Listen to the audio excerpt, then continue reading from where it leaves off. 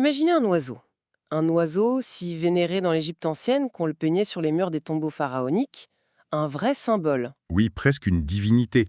Et maintenant, imaginez ce même oiseau, des millénaires plus tard, classé espèce exotique envahissante par l'Union européenne. Et même traqué au fusil le long de nos rivières. C'est ça. C'est l'histoire complètement paradoxale de l'oie d'Égypte. C'est un grand écart qui est spectaculaire. Et aujourd'hui, on va justement plonger dans les sources pour essayer de comprendre ça. Comment Allopocène aegyptiaca Son petit nom scientifique? est passé de simple oiseau d'ornement à ce conquérant qu'on essaie de contenir. Pour ça, on a plusieurs choses. Des études universitaires belges, des rapports très concrets de l'État français sur la gestion, et puis des données plus générales sur sa biologie. D'accord. On va donc essayer d'assembler les pièces de ce puzzle. On commencera par faire connaissance avec le suspect, si je puis dire, cet oiseau qui n'est ni une oie ni un canard. Pas tout à fait.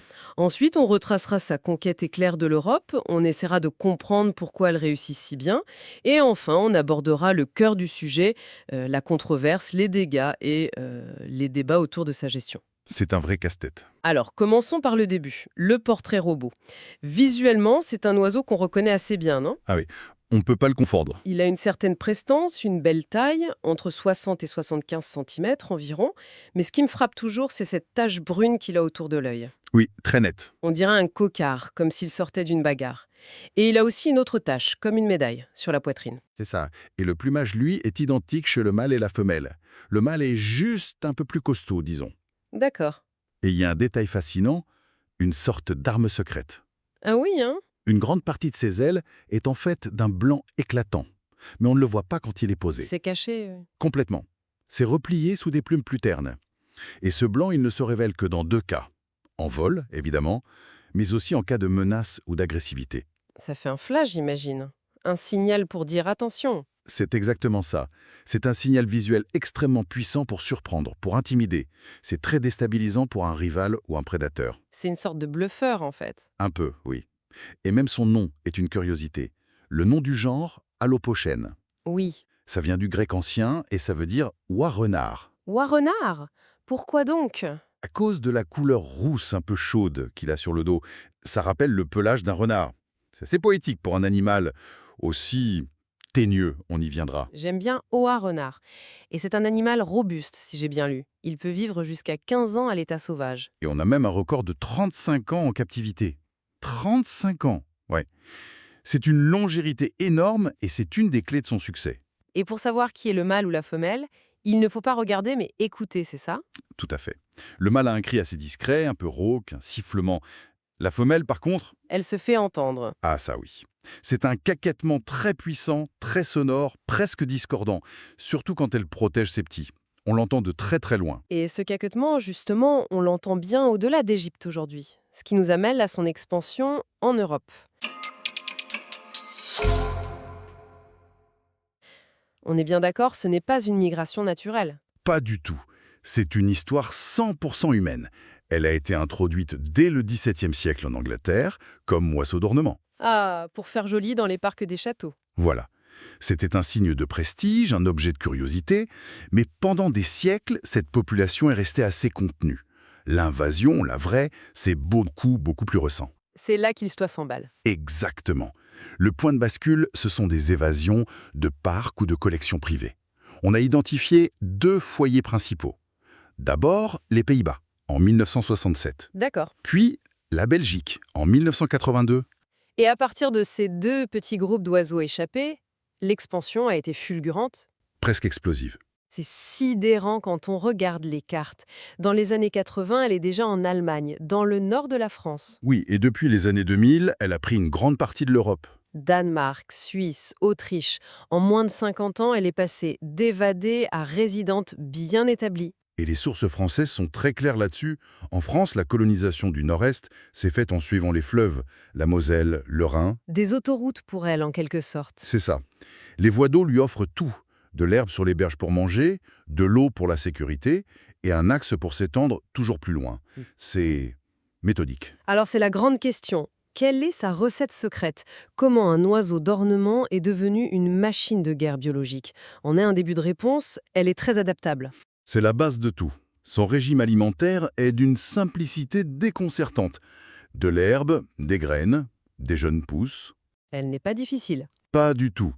Un spécialiste est fragile. Elle, c'est une généraliste. Elle est aussi à l'aise sur une pelouse de golf tondue à ras que dans un marais. Pour elle, tout est un buffet à volonté. Mais ce n'est que le début. Parce qu'ensuite, il y a son caractère. On peut le dire, il est bien trempé. C'est un euphémisme. Le facteur numéro 1 qui revient dans toutes les études, c'est son agressivité et sa territorialité. C'est l'un des oiseaux d'eau les plus combatifs qui existent. Les couples qui sont unis pour la vie défendent leur territoire de façon acharnée. Oui, surtout pendant la reproduction. Les sources parlent de combat aérien, c'est-à-dire ils se foncent dessus en plein vol. C'est encore plus violent. Les descriptions parlent de poursuite à haute vitesse. L'oie essaye de frapper son rival avec le poignet de son aile. C'est une partie dure, osseuse. Ah oui, quand même. Ce n'est pas du bluff, c'est une vraie bataille pour chasser n'importe quel intrus. Et ça va très loin. On observait des couples tuer les oisons de leurs voisins Tuer les oisons, pour éliminer la compétition et garantir les ressources à leur propre couvée. c'est d'une violence. À côté de ça, elle a un autre atout, le timing. Absolument. En Europe, elle peut nicher dès le mois de février. C'est extrêmement tôt. Donc elle prend les meilleures places avant tout le monde. Exactement. Elle s'empare des meilleurs sites de nidification, un vieux nid, un trou dans un arbre, bien avant que nos espèces locales comme le tadorne de Bélon ne commencent leur saison des amours. Quand les autres arrivent, tout est déjà pris. Elle est la proie des léopards, des crocodiles, des lions. Le menu est varié. Voilà, elle est constamment sur ses gardes. En Europe, un adulte n'a quasiment aucun ennemi naturel. Un renard peut-être s'attaquera à un jeune, mais c'est à peu près tout. Donc si on résume la recette du succès, un appétit d'ogre, un caractère de teigne, un sens du timing parfait et presque aucun ennemi. C'est la recette parfaite pour une invasion. Pas étonnant que ça ait marché. Et il faut ajouter un dernier ingrédient, l'intelligence. Un ornithologue belge le notait dans une étude. Avec le temps, elles sont devenues extrêmement méfiantes. Elles apprennent. Elles apprennent très vite à associer l'homme, les voitures, à un danger. Ça rend leur gestion de plus en plus compliquée. Elles s'adaptent à tout.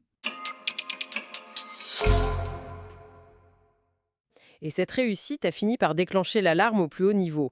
On entre dans la partie la plus controversée de son histoire. Oui, le succès est tel que depuis 2017, l'Union européenne l'a classée officiellement espèce exotique envahissante préoccupante. Ce qui n'est pas qu'un simple label. Non, ça entraîne des obligations légales très strictes.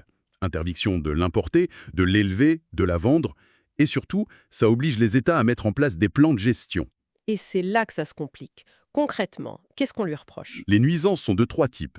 D'abord, l'impact écologique. La compétition avec les espèces locales est le plus évident. Elle les déloge, c'est-à-dire qu'elle les chasse. Les deux, elle peut les intimider jusqu'à ce qu'ils partent ou les agresser physiquement. En France, on a des rapports d'attaques violentes sur des grèbes huppées qui sont des oiseaux très pacifiques. Elle perturbe tout l'écosystème local. C'est ça. Et il y a aussi le problème de l'eutrophisation, C'est-à-dire? la pollution de l'eau. En gros, oui. Quand il y a trop d'oies sur un petit plan d'eau, leur déjection s'accumule.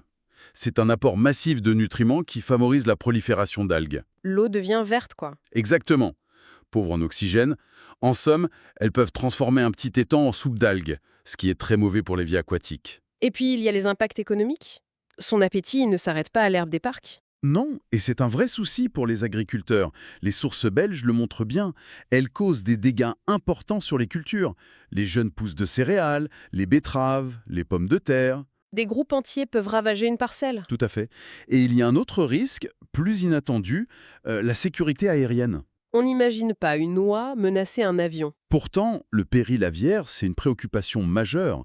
Une oie de cette taille, surtout en groupe, si elle est aspirée par un réacteur, les dégâts peuvent être catastrophiques. Ah oui, d'accord. L'aéroport de Schiphol à Amsterdam, un des plus grands d'Europe, a dû prendre des mesures spécifiques pour gérer les oies d'Égypte qui nichent près des pistes. Face à tout ça, la réponse des autorités a été directe. Comme l'espèce n'est pas protégée, la principale méthode, c'est le tir. C'est la méthode la plus utilisée. Et le rapport de l'Office français de la biodiversité sur le nord-est de la France est très instructif. Il montre à quel point c'est devenu une opération complexe. Pourquoi complexe? Il suffit de tirer, non? Justement, non. Comme on disait, elles sont devenues très méfiantes. Les méthodes classiques ne marchent plus. Il faut donc être plus malin qu'elle. Constamment. Le rapport décrit des tirs depuis des véhicules, pour surprendre, ou l'utilisation de carabines à linettes pour des tirs à longue distance, parce qu'on ne peut plus les approcher à pied. Elle vous voit arriver de loin. Elles associent l'humain à pied au danger et s'envolent bien avant d'être apportées. La logistique a l'air assez lourde. Parfois, oui. Le document parle de partenariat avec la gendarmerie fluviale pour atteindre des oiseaux sur le Rhin depuis une vedette. Mais le vrai problème, ce sont les zones refuges. Les parcs en ville, ce genre d'endroit, tête à terre. C'est ça, des plombs d'eau où le public est très présent et souvent opposé au tir. Pour des raisons de sécurité et d'acceptabilité, on ne peut pas y intervenir. Et ces zones deviennent des sanctuaires. Exact, d'où la population se régénère et repart à la conquête des zones chassées. C'est un cycle sans fin. Donc on déploie des moyens importants et au final, après 4 ans et plus de 700 oiseaux abattus, le rapport conclut que c'est insuffisant. On a l'impression d'une bataille perdue d'avance. C'est tout à fait le sentiment qui se dégage. Le bilan est mitigé. La population continue de croître malgré tout. Du coup, l'objectif a changé. Ce n'est plus l'éradication, Non, ça, c'est jugé totalement irréaliste aujourd'hui. L'objectif, c'est d'essayer de limiter son expansion vers le reste du pays. C'est une stratégie de confinement, pas d'élimination. Le parcours de cette oie est quand même fou. D'icônes sacrées à pièces de collection, puis à cet envahisseur, qui est devenu un vrai casse-tête écologique et politique. C'est un peu le syndrome de l'apprenti sorcier. on l'a introduite pour faire joli et maintenant on ne sait plus comment la maîtriser. Exactement. Ce qui est fascinant, c'est que son cas nous pose une question beaucoup plus large en fait. Il nous interroge sur notre façon de cohabiter avec des espaces qui finalement réussissent à s'adapter au monde que nous avons nous-mêmes créé. Nos villes, nos parcs, nos champs. Précisément, si l'éradication n'est plus une option et que le confinement montre ses limites, que fait-on? On court après un problème qu'on a nous-mêmes créé. Et ça nous pousse à nous interroger sur la définition même d'une espèce native à notre époque. Où est-ce qu'on met la frontière entre la gestion nécessaire de la biodiversité et l'acceptation de nouvelles dynamiques qu'on a, au fond, provoquées? Une question sans réponse simple. Non? Et c'est une question qu'on va se poser de plus en plus souvent. L'oie d'Égypte n'est probablement qu'un exemple parmi d'autres à venir.